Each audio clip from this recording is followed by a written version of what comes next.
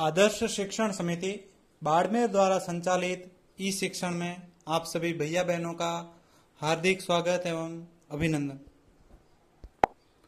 कक्षा तृतीया, विषय पर्यावरण अध्ययन,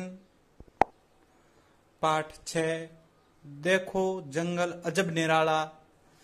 इसका हमने पहले वीडियो में पहला भाग पढ़ा था। आज हम दूसरे भाग का अध्ययन करेंगे। इस भाग में हम जलीय आवास और स्थलीय आवास के बीच में अंतर जानेंगे। कौन कौन से जीव जंतु जल में रहते हैं, कौन कौन से पृथ्वी पर स्थलीय भाग में रहते हैं। जलीय आवास, जहां आसपास संपूर्ण रूप से जल हो उसे जलीय आवास कहते हैं। इस आवास में रहने वाले पौधे और जंतु जल में ही अपना जीवन यापन करते हैं, जैसे मछली और कमल। तो जलीय आवास, जैसे अपन देखते हैं कि जिसके चारों तरफ आसपास संपूर्ण रूप से पूरा जल हो, चारों ओर संपूर्ण रूप से यदि जल हो तो उसे क्या कहेंगे? हम जलीय आवास कहेंगे। इसी आवास में रहने वाले पौधे और जंतु अपना पूरा जीवन यापन जल में करते हैं। और ऐसे जंतुओं में देखें तो मछली है, तो मछली अपना पूरा जीवन यापन जल में करती है।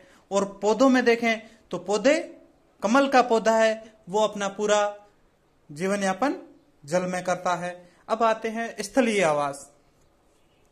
हम जिस आवास में रहते हैं वह स्थलीय आवास है। इस आवास में वायु, प्रकाश इत्यादि पर्याप्त मात्रा में होता है। ये आवास वातावरण के आधार पर अनेक प्रकार के हो सकते हैं। जहां बर्फ हो व सर्दी अधिक रहे उसे शीत आवास कहते हैं। इसी तरह जहां जल की कमी हो उसे सूखा या शुष्क आवास कहते हैं। इसी प्रकार जहां वातावरण में पर्याप्त जल, अनुकूल ताप हो उसे सम आवास कह सकते हैं। हम जिस आवास में रहते हैं, हम सभी जानवर, मनुष्य, ये सब जहां पे अभी रह रहे हैं, तो ये कौन सा आवास है? ये है स्थलीय आवास। इस आवास में वायु यानी हवा और प्रकाश, सूर्य का प्रकाश हो या कोई अन्य कृत्रिम रूप से बनाया गया प्रकाश हो इत्यादि पर्याप्त मात्रा में होता है। ये आवास वातावरण के आधार पर अनेक प्रकार के हो सकते हैं। ये स्थलीय आवास है, ये वातावरण के आधार पर अनेक प्रकार के हो सकते हैं। जैसे जहां पर कहीं पे बर्फ गिरती हो तो वहां पे अधिक सर्दी रहे तो उसे हम शीत आवास कह सकते हैं। जहां पे ज्यादा गर्मी हो, जल की कमी हो या सूखा या शुष्क आवास उसे कह सकते हैं। इसी प्रकार जहां पर्यावरण में पर्याप्त मात्रा में जल और अनुकूल ताप हो उसे सम आवास भी कह सकते हैं।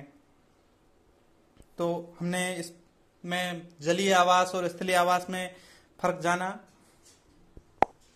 अब हम आगे अध्ययन करेंगे। हमने सीखा, इस अध्ययन से हमने, इस पाठ से हमने क्या सीखा उसके बारे में हम अब आगे चर्चा करेंगे विस्तृत। प्रत्येक जीव जंतु रूप, रंग व आकार के आधार भिन्न भिन्न होते हैं। प्रत्येक जीव जंतु, सभी जितने भी जीव जंतु है उनके रूप, रंग और आकार प्रकार सभी भिन्न भिन्न होते हैं। जैसे कौवा और चिड़िया है, तो दोनों जीव जंतु दोनों ही जीव है, लेकिन उन दोनों का आकार, रंग और भाषा सभी अलग अलग हैं। जो जीव जंतु केवल पेड़ पौधों से प्राप्त सामग्री को भोजन के रूप में लेते हैं वे शाकाहारी जीव जंतु कहलाते हैं, जैसे गाय, भैंस, बकरी, खरगोश आदि। जो जीव जंतु, ऐसे जीव जंतु जो पेड़ पौधों से प्राप्त सामग्री, पेड़ पौधों से मिलने वाली सामग्री जैसे है फल, फूल, लकड़ियां, पत्तियां, ये सब भोजन के रूप में लेते हैं, उन्हें हम शाकाहारी जंतु कहते हैं।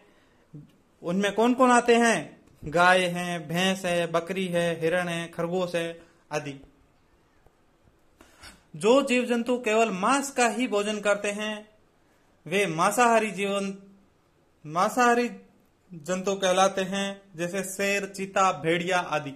वे जीव जंतु जो जीव जंतु केवल मांस ही खाते हैं, मांस के अलावा कुछ नहीं खाते हैं, केवल मांस ही खाते हैं, उन्हें हम मांसाहारी जंतु कहते हैं। और वैसे जीव जंतु कौन कौन से हैं? एक शेर है, चीता है, भेड़िया है आदि।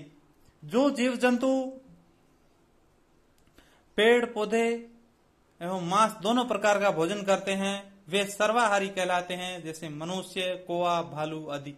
तो जो जीव जंतु पेड़ पौधों से प्राप्त होने वाला भोजन भी करते हैं और मांस का भी भोजन करते हैं, इस दोनों प्रकार का भोजन करते हैं, वे सर्वाहारी कहलाते हैं। एक होता है शाकाहारी, एक होता है मांसाहारी और एक होता है सर्वाहारी।